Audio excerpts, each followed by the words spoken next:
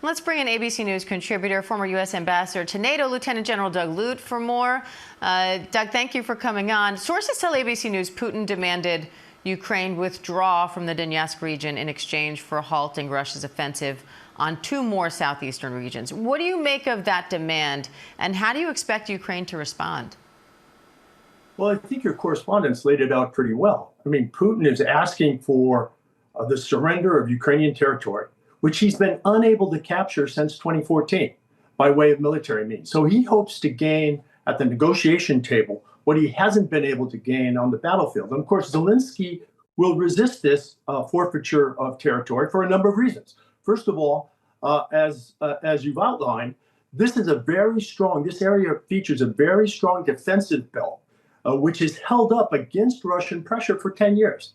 Second of all, this is not Zelenskyy's land to give up. He has to go through the parliament and through a national referendum.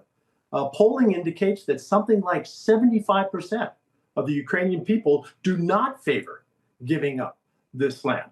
Zelenskyy also has major questions about the security guarantees that are being bantered about.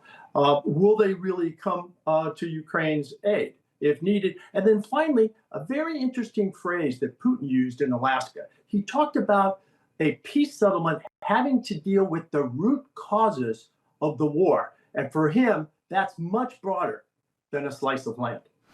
Now, one of the sticking points here is Ukraine and European leaders want a ceasefire first and then a peace deal. Russia is insisting on going straight to the full peace deal. Why does that order matter so much?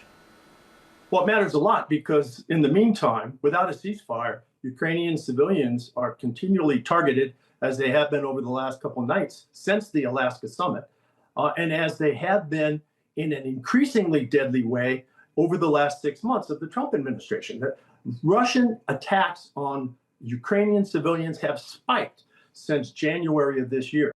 A ceasefire would put an end to that death toll, and then they could move into the details of a sustained and enduring peace agreement.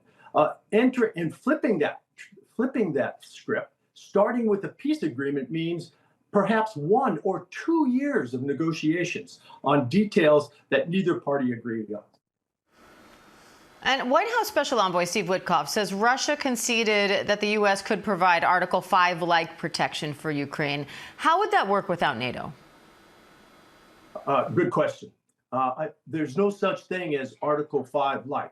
I mean, there's Article 5 because the treaty allies of NATO, the 32 members of NATO, have pledged this and have an internationally legal binding commitment to defend one another.